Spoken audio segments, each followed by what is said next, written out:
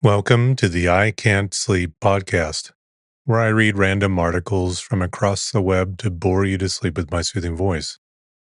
I'm your host, Benjamin Boster. Today's episode is from a Wikipedia article titled Map. A map is a symbolic depiction emphasizing relationships between elements of some space, such as objects, regions, or themes. Many maps are static, fixed to paper or some other durable medium, while others are dynamic or interactive. Although most commonly used to depict geography, maps may represent any space, real or fictional, without regard to context or scale, such as in brain mapping, DNA mapping, or computer network topology mapping.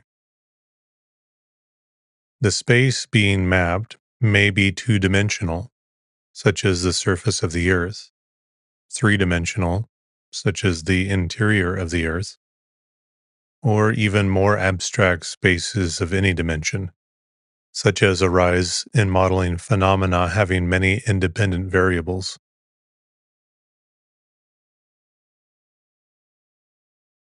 Although the earliest maps known are of the heavens, geographic maps of territory have a very long tradition and exist from ancient times.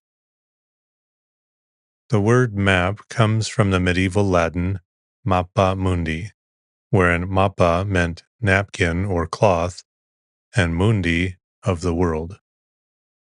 Thus, map became a shortened term referring to a two-dimensional representation of the surface of the world. Maps have been one of the most important human inventions for millennia, allowing humans to explain and navigate their way through the world. The earliest surviving maps include cave paintings and etchings on tusk and stone, followed by extensive maps produced by ancient Babylon, Greece, and Rome, China, and India. In their most simple form, maps are two-dimensional constructs. However, since the age of classical Greece, maps have also been projected onto a three-dimensional sphere known as a globe. The Mercator projection, developed by Flemish geographer Gerardus Mercator, was widely used as the standard two-dimensional projection of the Earth for world maps until the late 20th century, when more accurate projections were formulated. Mercator was also the first to use and popularize the concept of the atlas as a collection of maps.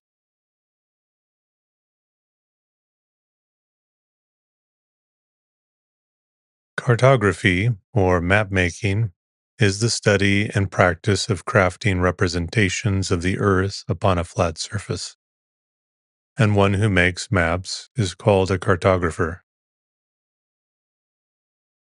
Road maps are perhaps the most widely used maps today and form a subset of navigational maps, which also include aeronautical and nautical charts, railroad network maps, and hiking and bicycling maps. In terms of quantity, the largest number of drawn map sheets is probably made up by local surveys carried out by municipalities, utilities, tax assessors, emergency service providers, and other local agencies. Many national surveying projects have been carried out by the military, such as the British Ordnance Survey, a civilian government agency internationally renowned for its comprehensively detailed work. In addition to location information, maps may also be used to portray contour lines, indicating constant values of elevation, temperature, rainfall, etc.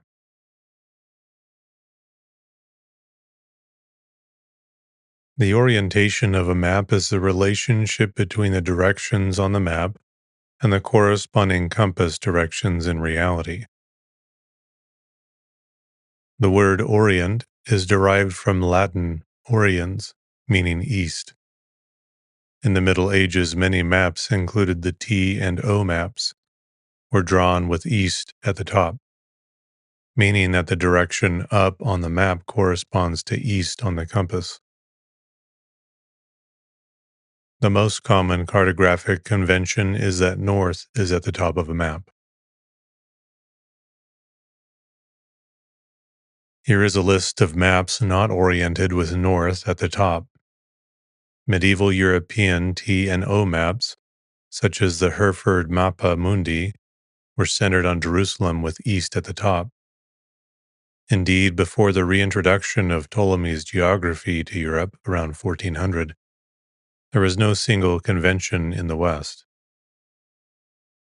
Portolan charts, for example, are oriented to the shores they describe.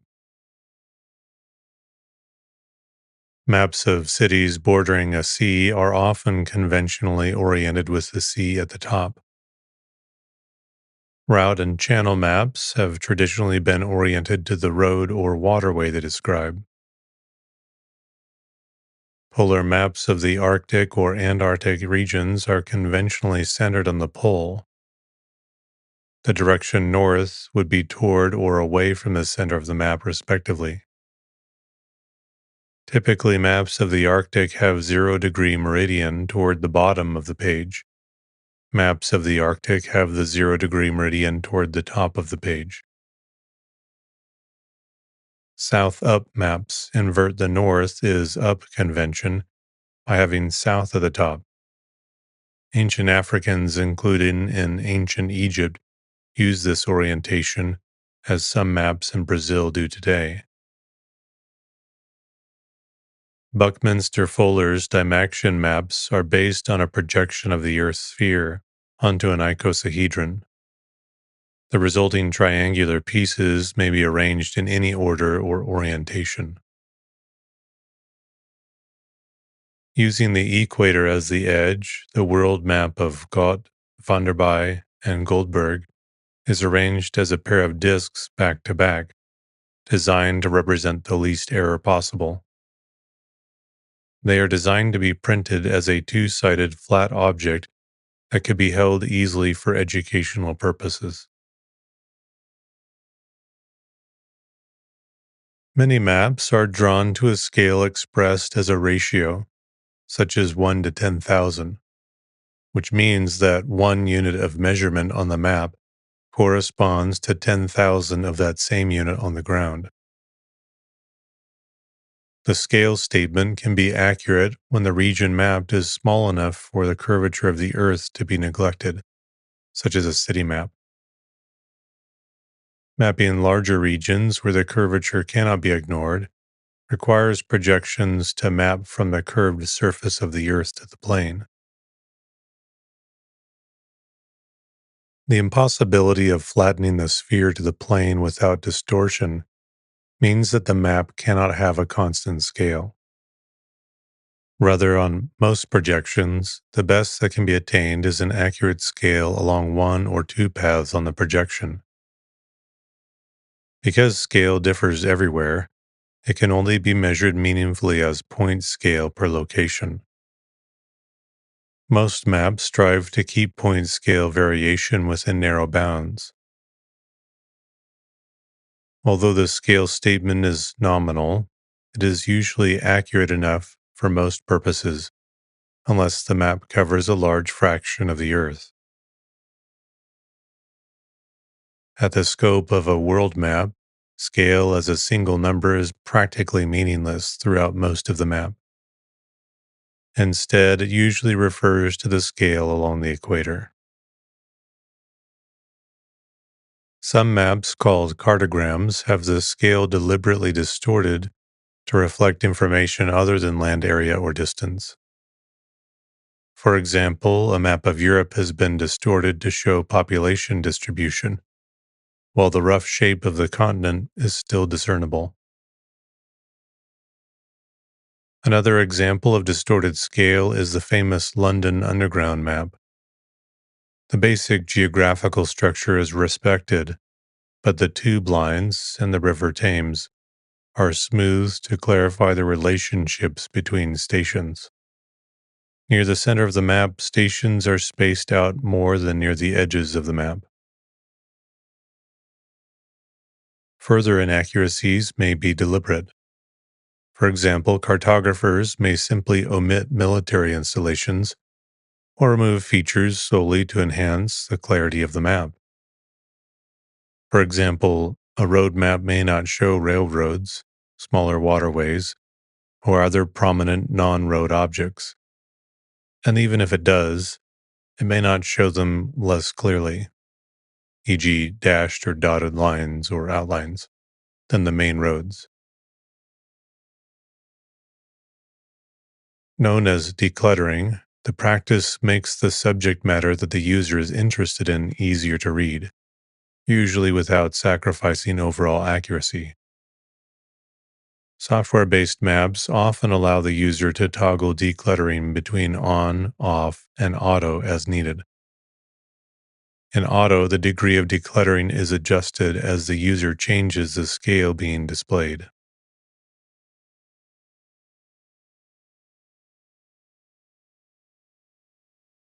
Geographic maps use a projection to translate the three-dimensional real surface of the geoid to a two-dimensional picture. Projection always distorts the surface. There are many ways to apportion the distortion, and so there are many map projections. Which map projection to use depends on the purpose of the map.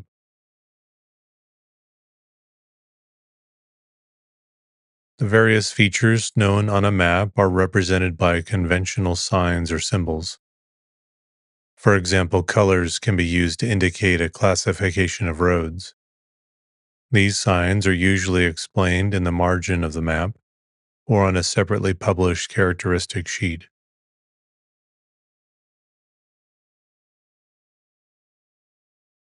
Some cartographers prefer to make the map cover practically the entire screen or sheet of paper, leaving no room outside the map for information about the map as a whole. These cartographers typically place such information in an otherwise blank region inside the map: cartouche, map legend, title, compass rose, bar scale, etc. In particular, some maps contain smaller submaps in otherwise blank regions, often one at a much smaller scale, showing the whole globe and where the whole map fits on that globe, and a few showing regions of interest at a larger scale to show details that would not otherwise fit. Occasionally, submaps use the same scale as the large map. A few maps of the contiguous United States include a submap to the same scale for each of the two non-contiguous states. The design and production of maps is a craft that has developed over thousands of years, from clay tablets to geographic information systems. As a form of design, particularly closely related to graphic design, map making incorporates scientific knowledge about how maps are used, integrated with principles of artistic expression, to create an aesthetically attractive product, carries an aura of authority, and functionally serves a particular purpose for an intended audience. Designing a map involves bringing together a number of elements and making a large number of decisions. The elements of design fall into several broad topics, each of which has its own theory, its own research agenda, and its own best practices.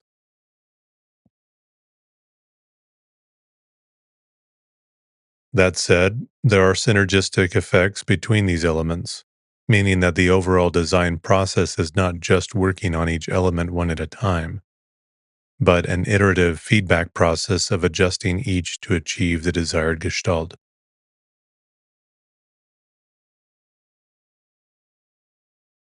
Map projections. The foundation of the map is the plane on which it rests, whether paper or screen, but projections are required to flatten the surface of the Earth.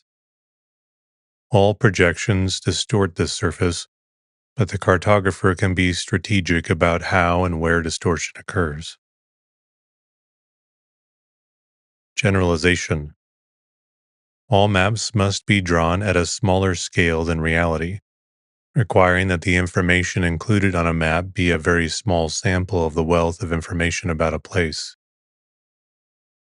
Generalization is the process of adjusting the level of detail in geographic information to be appropriate for the scale and purpose of a map, through procedures such as selection, simplification, and classification.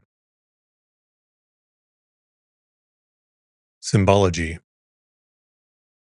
Any map visually represents the location and properties of geographic phenomena using map symbols, graphical depictions composed of several visual variables, such as size, shape, color, and pattern. Composition. As all of the symbols are brought together, their interactions have major effects on map reading, such as grouping and visual hierarchy. Typography or labeling. Text serves as a number of purposes on the map, especially aiding the recognition of features, but labels must be designed and positioned well to be effective. Layout. The map image must be placed on the page, whether paper, web, or other media, along with related elements, such as the title, legend, additional maps, text, images, and so on. Each of these elements have their own design considerations, as does their integration, which largely follows the principles of graphic design. Map type specific design. Different kinds of maps, especially thematic maps, have their own design needs and best practices. Maps of the world or large areas are often either political or physical. The most important purpose of the political map is to show territorial borders. The purpose of the physical map is to show features of geography, such as mountains, soil type, or land use, including infrastructures such as roads, railroads, and buildings. Topographic maps show elevations and relief with contour lines or shading. Geological maps show not only the physical surface, but characteristics of the underlying rock, fault lines, and subsurface structures.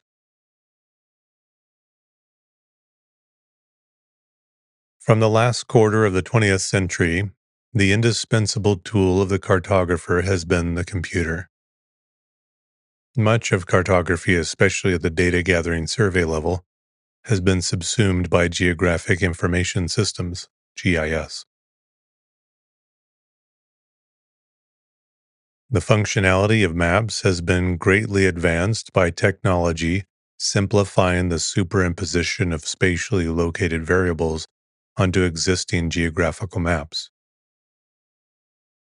Having local information such as rainfall level, distribution of wildlife, or demographic data integrated within the map allows more efficient analysis and better decision-making. In the pre-electronic age, such superimposition of data led Dr. John Snow to identify the location of an outbreak of cholera. Today, it is used by agencies of humankind as diverse as wildlife conservationists and militaries around the world. Even when GIS is not involved, most cartographers now use a variety of computer graphics programs to generate new maps. Interactive computerized maps are commercially available, allowing users to zoom in or zoom out respectively, meaning to increase or decrease the scale, sometimes by replacing one map with another of different scale, centered where possible on the same point. In-car global navigation satellite systems are computerized maps with route planning and advice facilities that monitor the user's position with the help of satellites. From the computer scientist's point of view, zooming in entails one or a combination of 1. Replacing the map by a more detailed one, 2. Enlarging the same map without enlarging the pixels, hence showing more detail by removing less information compared to the less detailed version, 3. Enlarging the same map with the pixels enlarged, replaced by rectangles of pixels. No additional detail is shown, but depending on the quality of one's vision, possibly more detail can be seen. If a computer display does not show adjacent pixels really separate, but overlapping instead, then replacing a pixel by a rectangle of pixels does show more detail. A variation of this method is interpolation. The maps that reflect the territorial distribution of climatic conditions based on the results of long-term observations are called climatic maps. These maps can be compiled both for individual climatic features, temperature, precipitation, humidity, and for combinations of them at the Earth's surface and in the upper layers of the atmosphere. Climatic maps show climatic features across a large region and permit values of climatic features to be compared in different parts of the region. When generating the map, spatial interpolation can be used to synthesize values where there are no measurements, under the assumption that conditions change smoothly.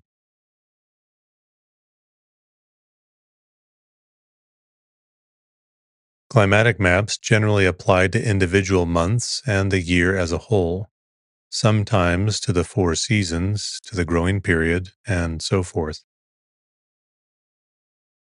On maps compiled from the observations of ground meteorological stations, atmospheric pressure is converted to sea level. Air temperature maps are compiled both from the actual values observed on the surface of the Earth and from values converted to sea level. The pressure field in the free atmosphere is represented either by maps of the distribution of pressure at different standard altitudes, for example, at every kilometer above sea level, or by maps of baric topography on which altitudes, more precisely geopotentials, of the main isobaric surfaces, for example, 900, 800, and 700 millibars, counted off from sea level, are plotted. The temperature, humidity, and wind on aeroclimatic maps may apply either to standard altitudes or to the main isobaric surfaces. Isolines are drawn on maps of such climatic features as the long-term mean values to connect points with equal values of the feature in question. For example, isobars for pressure, isotherms for temperature, and isoheights for precipitation. Isoamplitudes are drawn on maps of amplitudes. Isoanimals are drawn on maps of anomalies. Isolines of frequency are drawn on maps showing the frequency of a particular phenomenon. Isochrones are drawn on maps showing the dates of onset of a given phenomenon, or the date of a particular value of a meteorological element in the course of a year. Isolines of the mean numerical value of wind velocity, or isotaches, are drawn on wind maps, charts. The wind resultants and directions of prevailing winds are indicated by arrows of different lengths or arrows with different plumes. Lines of flow are often drawn. Maps of the zonal and meridional components of wind are frequently compiled for the free atmosphere. Atmospheric pressure and wind are usually combined on climatic maps. Wind roses, curves showing the distribution of other meteorological events, diagrams of the annual course of elements at individual stations, and the like are also plotted on climatic maps. Maps of climatic regionalization, that is, division of the Earth's surface into climatic zones and regions, according to some classification of climates, are a special kind of climatic map. Climatic maps are often incorporated into climatic atlases of varying geographic ranges, or included in comprehensive atlases. Besides general climatic maps, applied climatic maps and atlases have great practical value. Aeroclimatic maps, aeroclimatic atlases, and agroclimatic maps are the most numerous.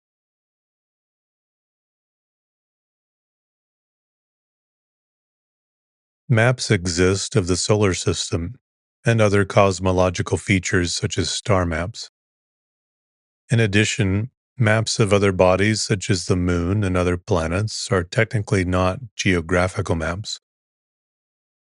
Floor maps are also spatial, but not necessarily geospatial.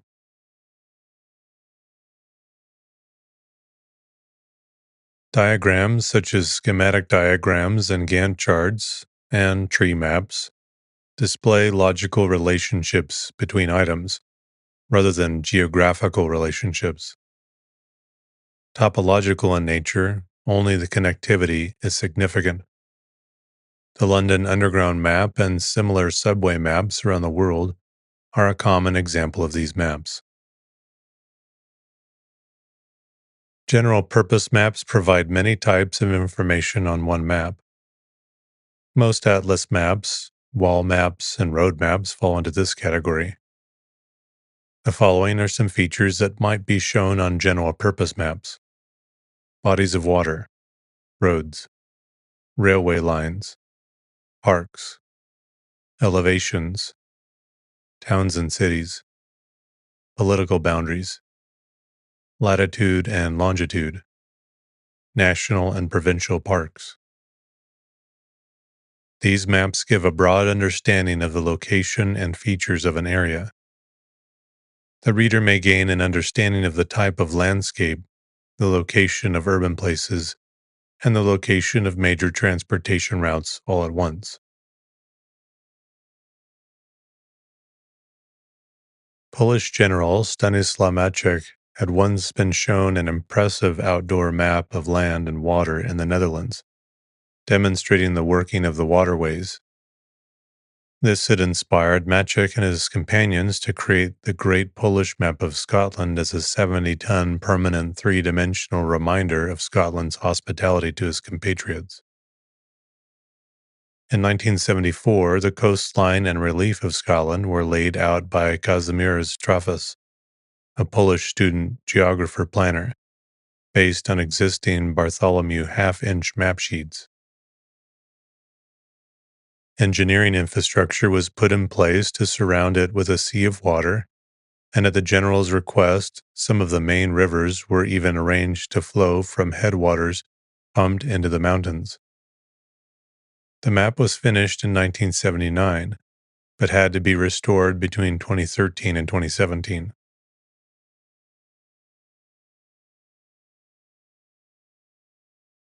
The Challenger Relief Map of British Columbia is a hand-built topographic map of the province, 80 feet by 76 feet. Built by George Challenger and his family from 1947 to 1954, it features all of BC's mountains, lakes, rivers, and valleys in exact scaled topographical detail. Residing in the British Columbia Pavilion at the Pacific National Exhibition, PNE, in Vancouver from 1954 to 1997, it was viewed by millions of visitors. The Guinness Book of Records cites the Challenger map as the largest of its kind in the world. The map in its entirety occupies 6,080 square feet of space. It was disassembled in 1997. There is a project to restore it in a new location.